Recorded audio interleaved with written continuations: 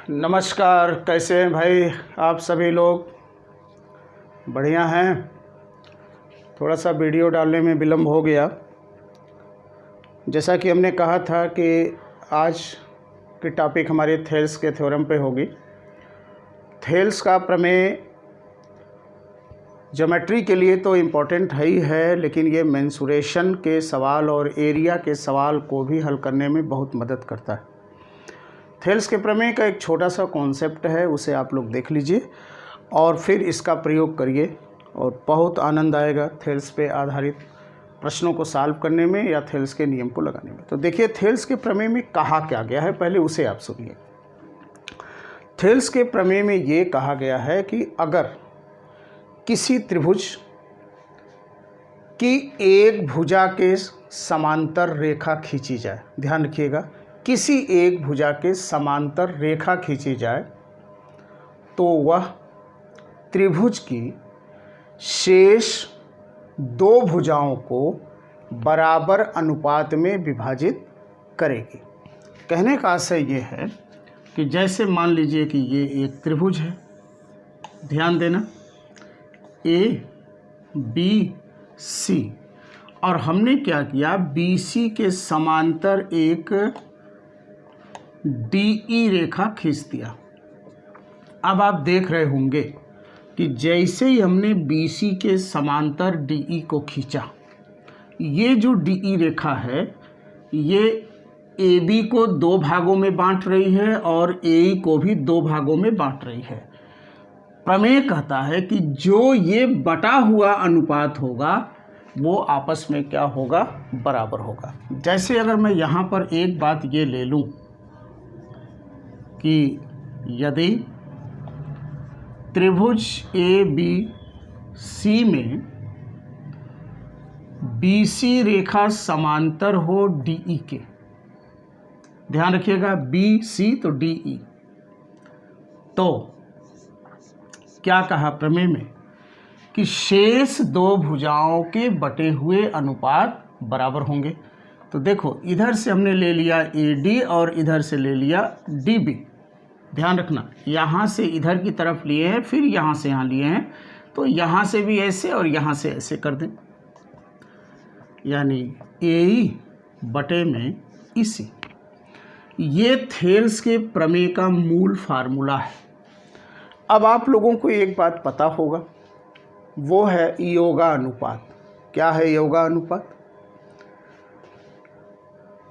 योगा अनुपात यह है कि जब हम किसी रेशियो में एक जोड़ दें, दो अनुपात हों जो आपस में बराबर हों और उनमें दोनों में एक एक जोड़ दिया जाए, तो उससे प्राप्त होने वाला अनुपात मूल अनुपात का योगा अनुपात होगा और वो भी आपस में क्या होगा, बराबर होगा।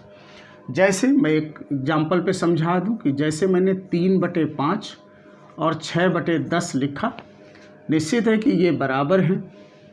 अब अगर मैं एक इधर ऐड कर दूं और एक इधर ऐड कर दूं तो इनसे जो रिजल्ट प्राप्त होगा वो भी बराबर होगा। देखो, 5 के 5 दिन 8/5 और 16/10 होगा। ये भी सॉल्व करके आप 8/5 ले सकते हैं। तो ये 3/5 और 6/10 का ये योगा अनुपात कहा जाएगा। यानी योगा अनुपात आप समझ लीजिए कंपोनेंट रेशियो कि दो समानुपातिक पद हों और उसमें एक एक जोड़ दिया जाए तो उससे प्राप्त होने वाला अनुपात बराबर होंगे और वह मूल अनुपात का क्या होगा, योगा अनुपात होगा। तो ज़रा ये बताइए कि यही चीज़ तो यहाँ भी दिख रही है हमको कि ये दोनों रेशियो आपस में बराबर हैं। अगर मैं इनमें एक जोड़ दूं और इनमें एक जोड़ दूं तो बराबर होगा, क्योंकि इसका ये योगा बन जाएगा। अब देखो, ये हो गया A D plus D B upon A D बराबर ए ई प्लस ई सी अपान ई सी। अब चित्र के अनुसार देखो तो ए डी और डी बी मिल करके क्या होने वाला है, ए बी बटे ए डी बराबर होगा इधर से ए सी बटे ई सी। यानी एक रिलेशन ये भी है और एक रिलेशन ए भी है इनका। ये दूसरा केस हुआ। देखिए, इसमें 4 फार्मूले निकलेंगे और फिर मैं चारों सूत्र को एक साथ याद कैसे करें उसका तरीका भी बता दूंगा। चलिए अब देखिएगा, आगे बढ़ते हैं। चलो यही से मैं अभी हल करता हूँ।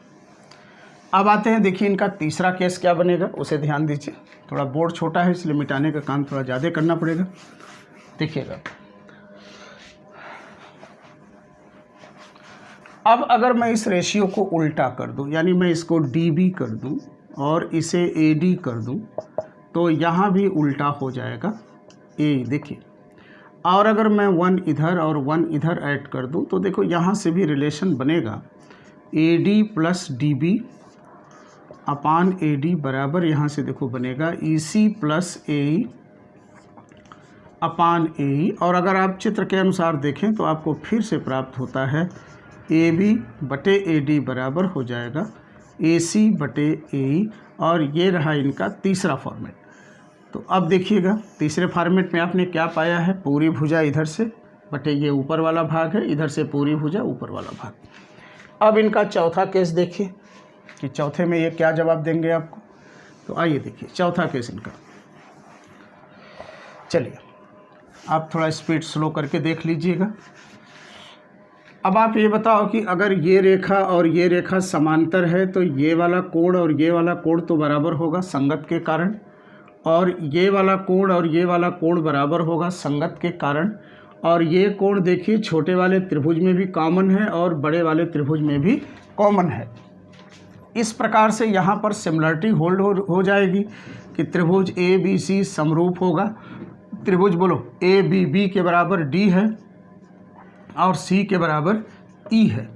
अब देखिए यहाँ से एक रिलेशन बनकर आया AB पहला दूसरा, तो इधर से भी उठा लिया पहला दूसरा। सिमिलरिटी जिनको समझ में नहीं आएगा, समरूपता का प्रमेय दिया गया है और वहाँ पे आप इसको देख लीजिएगा। और यहाँ से देखो ये BC है, BC में आ गया DE, दूसरा तीसरा दूसरा तीसरा। और यहाँ से देखो ये आ गया AC बटे AE। देखिए आप कोई भी वीडियो देखिएगा, क्रम से देखिएगा, फिर आपको अच्छा समझ में आ जाएगा। और ये देखो आपको चौथा यहाँ से सूत्र मिल गया। और अब हम इन फार्मूलों का प्रयोग करके कुछ क्वेश्चन करने वाले हैं। लेकिन हाँ, हमने कहा था ना कि मैं आपको याद करने का इसका एक अच्छा तरीका बता दूंगा। तो आइए हम उस तरीके पर थोड़ी सी प्रैक्टिस कर लेते हैं, कैसे याद करेंगे। ध्यान रखिएगा, एक शब्द याद रखिए अंग्रेजी का, टिट फॉर टैट, जैसे का तैसा। हमें करना यह है कि इधर जैसा करे वैसा इधर कर दे, बस काम खत्म हो गया। लेकिन ध्यान रखिएगा ये रेखा और ये रेखा समांतर होगी तभी ये काम करेगा। अब देखिए मैं यहाँ से ले लेता हूँ कि यदि BC समांतर है ED के, बस केवल अगर इतनी बात है तो चलिए उधर से लिखना शुरू करते हैं। देखो AD बटे DB हमने क्या किया, ये पार्ट बटे ये पार्ट, तो वैसा इधर भी कर दें। तो बोलो क्या हो गया, बोला करो साथ में, AE बटे EC, ये हमारा पहला फार्मूला। दूसरा फार्मूला देखो, अगर मैं इधर से ये पूरा ले लूँ AB और मैं इधर से ऊपर वाला ले लूँ AD, देखिएगा AD, और वैसा यहाँ भी करें, वो पूरा ले लें AC, फिर ऊपर वाला ले लें, बोलो क्या AE, ये हमारा हो गया दूसरा केस। अब देखो मैं उधर से पूरा ले लूँ AB और अब मैं ले लूँ नीचे वाला भाग DB, देखिए DB, और ये बराबर हो जाएगा AC, नीचे वाला भाग ले लें EC, ये हमारा हो गया तीसरा फार्मूला। और चौथा फार्मूला, जैसा इधर से वैसा इधर से, जैसा हमने बोला। तो अब देखो हम क्या कर दें, AB इधर से लिया तो इधर से हम AD ले लें, सिमिलरिटी हम यहाँ पे होल्ड करा रहे हैं। AD बराबर होगा, इधर से लिया AC तो इधर से हो जाएगा AE, और अगर मैं नीचे से ले लिया BC तो इधर से हो जाएगा BC DE। हाँ, एक बात ध्यान रखिएगा बालक कि अगर मैं ऊपर इस वाले त्रिभुज की भुजा रखा हूँ तो तीनों बार ऊपर मैं इसी वाले से रिलेशन बनाऊंगा, नीचे हमेशा छोटे वाले आए। बाद में पक्षांतर करके जैसी ज़रूरत है वैसे आप ले जा सकते हो, इसमें कोई समस्या नहीं होगी। तो मैं उम्मीद करता हूँ कि आपको इस थेल्स के प्रमेय में हम कैसे कैसे चारों सूत्र को याद रख सकते हैं ये बात समझ में आ गई होगी। अब हम लोग थेल्स के प्रमेय पर आधारित कुछ प्रश्न करने वाले हैं। तो आइए कुछ क्वेश्चन की शुरुआत करते हैं। आइए इस प्रश्न को देखते हैं कि त्रिभुज ABC की भुजाएं AB तथा AC पर D तथा E इस प्रकार हैं कि AD बराबर 1/3 AB और AC बराबर 1/3 AE बराबर 1/3 AC, तो और BC का मान 15 सेमी हो तो वैल्यू DE निकालना है। ऑप्शन है 10 सेमी, 8 सेमी, 6 सेमी, 5 सेमी। आइए देखिए, यहाँ पर समांतर नहीं दिया है तो हम ये देखेंगे कि क्या समांतर की कंडीशन होल्ड हो रही है। अगर हो रही है तो थेल्स थ्योरम। चलिए देखिए, ये त्रिभुज है ABC। अब यहाँ पर कहता है कि इसके AB पर एक बिंदु D है। चलिए हमने यहाँ से कोई एक बिंदु D ले लिया और AC पर एक बिंदु E है, ऐसा बोला हमने, इसको भी ले लिया। इस प्रकार की AD का मान तिहाई AB है, तो चलो हम AB की टोटल लंबाई को 3 मान लेते हैं। तो AD का मान तिहाई है, मतलब 1 होगा तो ये 2 होगा।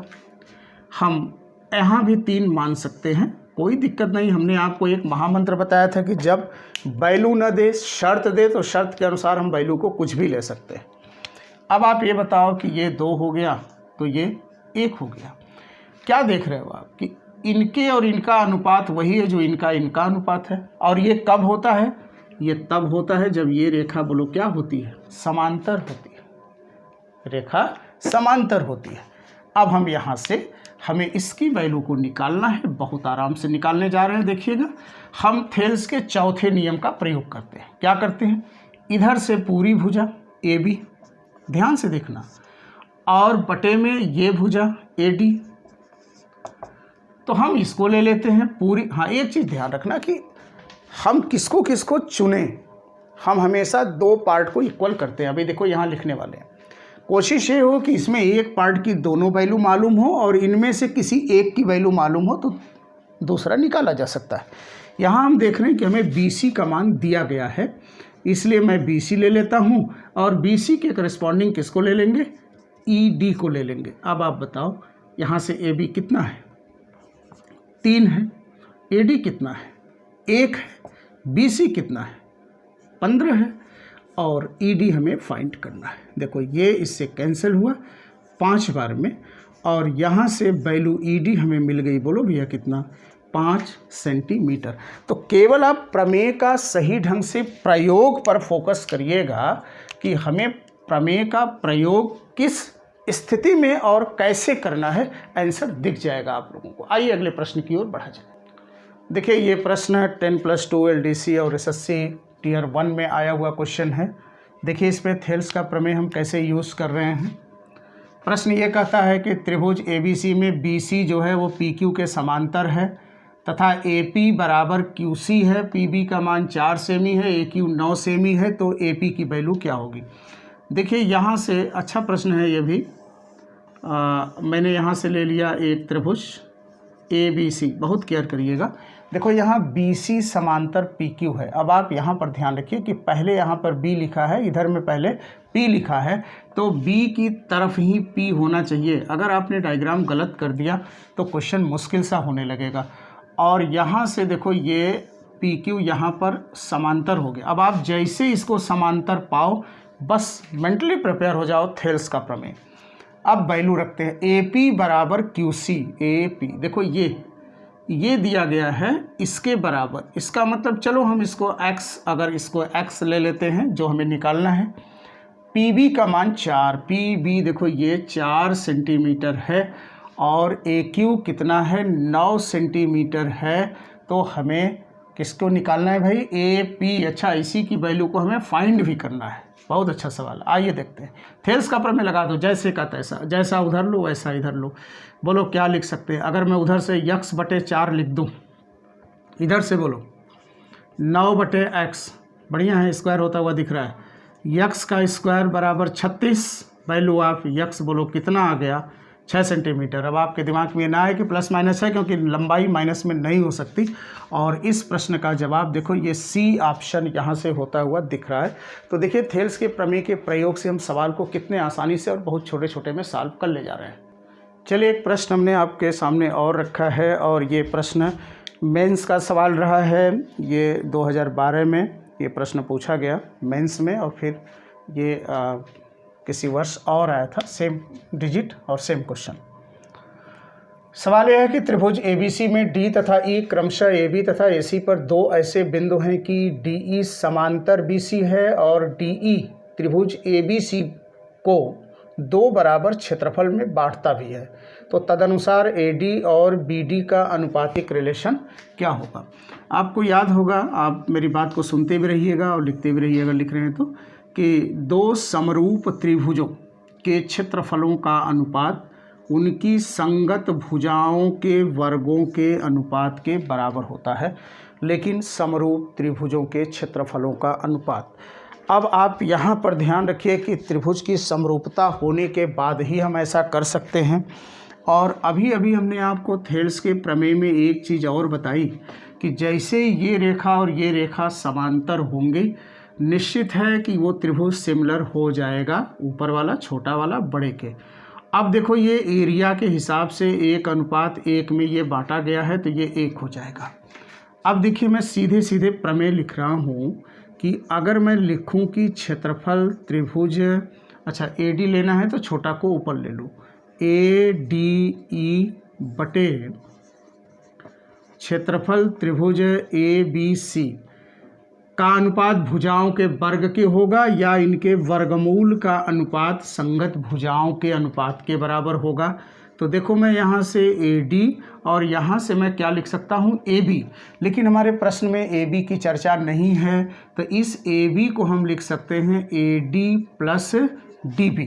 ओके, अब देखो यहाँ पर क्षेत्रफल 1 है और अगर पूरे का देखें तो कितना होगा, 1 और 1 2 हो जाएगा, यानी ये हो गया 1/√2 बराबर हो गया AD प्लस DB के क्रॉस मल्टीप्लाई। देखिए, ये हो गया √2 AD बराबर AD प्लस DB के। ध्यान से एकदम अच्छे से समझिएगा, AD को इधर उठा के कॉमन कर लो, तो AD इधर जब कॉमन होगा तो ये होगा √2 - 1 और इधर से हो जाएगा DB। अब हम रेशियो बना लेते हैं, DB को इधर लाते हैं और यहाँ पर तो कुछ नहीं है, तो एक कोफिशिएंट है ही है। अब देखो, ये हो गया AD/DB बराबर हो गया 1/√2 - 1, यानी इनका जो अनुपातिक रिलेशन है वह 1/√2 - 1 होगा और वो B ऑप्शन देखो यहाँ से सही होता हुआ हमें दिखाई दे रहा है। तो इस प्रकार से हम प्रश्नों को बड़े आराम से सॉल्व कर सकते हैं थेल्स के प्रमेय का प्रयोग करके। आइए का प्रश्न और देख लेते हैं। आइए देखिए, 2018 मेंस का सवाल और हम उठा लिए हैं कि दी गई आकृति में कोण B समकोण है और कोण ACB का मान 60 अंश है। ACB का मतलब है कि इस कोण की बात कर रहा है कि ये कोण 60 डिग्री है और छोटे वृत्त की त्रिज्या 2 सेंटीमीटर है, यानी इसकी रेडियस 2 सेंटीमीटर दी गई है और हमें इसकी रेडियस को फाइंड करना है। तो आइए ज़रा सा इसे देखने का प्रयास करते हैं कि हम इसे कैसे सॉल्व करें। एक बात यहाँ पर बच्चों ध्यान देना, अभी वो सर्किल हम आपको नहीं पढ़ा पाए हैं, स्पर्श रेखा टेंजेंट ऑफ द सर्किल, वहाँ हम बात करेंगे, लेकिन मैं उसे यहाँ पे बता दूँ जो मैं यूज करने जा रहा हूँ। कहता है कि यदि किसी वृत्त के बाहर किसी बिंदु से वृत्त पर स्पर्श रेखाएं खींची जाएं तो वो स्पर्श रेखाएं लंबाई में बराबर होती हैं। एक थ्योरम ये आता है कि यानी ये और ये बराबर होगा। दूसरी बात जो हम यहाँ यूज करेंगे वो ये होगा कि इन स्पर्श रेखाओं के प्रतिच्छेद बिंदु को सेंटर से अगर मिला दिया जाए तो ये और ये कोण 2 बराबर भागों में क्या होगा, बढ़ जाएगा। तो अब आप यहाँ पर ये ध्यान रखिएगा कि ये अगर प्रमेय को हम यहाँ अप्लाई कर रहे हैं तो देखो, ये एक स्पर्श रेखा खींची गई है जिसमें मैं ये ब्लैक पेन चला रहा हूँ और एक स्पर्श रेखा देखो ये खींची गई है। अगर मैं इनके सेंटर को इससे मिला दूं तो निश्चित है कि ये जो कोण 60 है ये 30 अंश में बटेगा, यानी ये वैल्यू हो जाएगी, बोलो कितना, 30 डिग्री। अब आप ध्यान से देखो, चलो हम यहाँ मान लेते हैं ये PQ ले लेते हैं कि ये बिंदु P है और ये बिंदु क्या है, Q है।